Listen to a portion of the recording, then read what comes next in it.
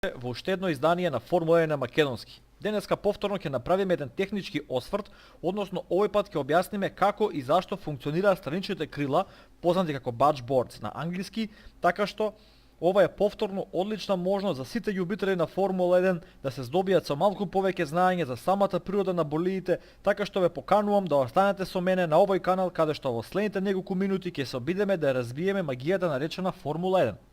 Оние од вас кои имаа прилика да го видат претходното видео на каналот на Формула 1 на македонски, односно техничкиот осврт за предните крила, како тие функционираат и нивните технички карактеристики, сигурно се сеќаваат дека напоменавме дека горните елементи на предните крила, кои се спремав на трешноста на болидот, на самиот крај од тие елементи имаат засоци. Сега, овие засоци, рековме, напоменавме дека крилаат мали воздушни вртлози, познати во дизајнерскиот свет на Формула 1 како I-250 или Y-250. Тоа е бидејќи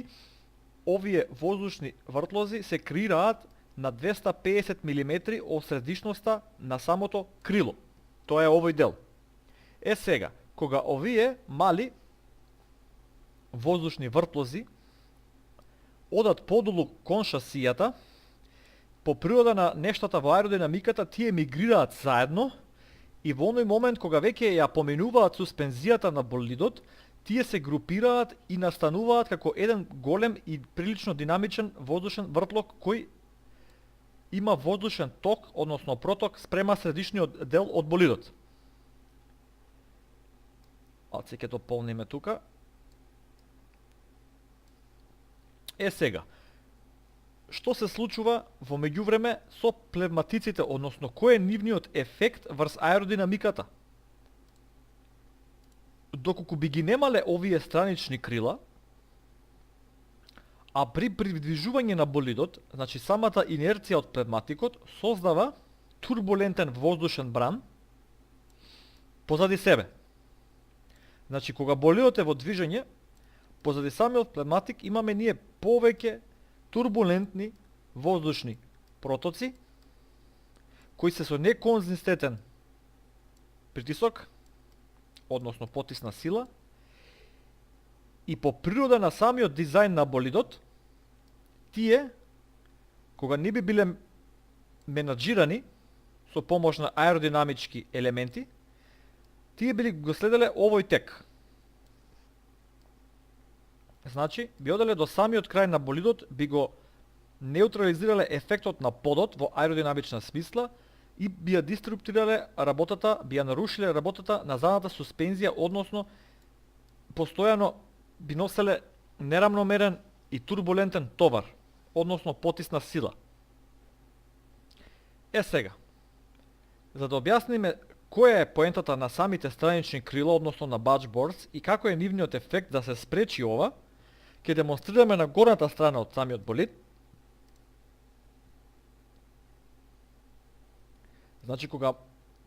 тој вртлок доаѓа овде, тој се вметнува во самите странични крила и е добро насочен кон болидот, но исто така и малку на надвор. Сега, кога овие Batchboards ја вршат својата работа, односно страничните крила, турбулентниот воздушен проток не се вмешува во работата на подот и на задната суспензија и останува надвор од таа област. Така што страничните крила всушност креираат еден бафер, односно една одбрамбена зона од побрз воздушен проток со негативен притисок, кој ги спречува овие турбуленции кои доаѓаат од самите плевматици, овој прљав, така наречено во спортски изрази, прљав воздух, го спречува да нанесе штета и да нанесе нестабилност на задниот дел од болидот, при тоа што болидот се здобива и со подобри целовкупни перформанси. Остатокот од воздушната маса си го пронаоѓа своето место. Значи овде имаме еден така наречено исчистен воздух, константна воздушна маса со константен воздушен проток која ни нуди перформанс, го намалува драгот, односно она завлекување аеродинамичко кое се појавува кога воздухот ќе се сретне со одредени за него пречки, односно аеродинамички елементи, и тука многу од тимовите добиваат многу перформанс. На оваа слика, на овој графички рендер, не ги гледаме оние отвори кои ги споменавме меатиот пат кои се наоѓаат на самите подови во Формула 1 болидите. Тие исто така служат, како што напоменавме минатиот пат во претходното видео, за да го менаџираат овој проток на воздух и да не дозволат турбуленција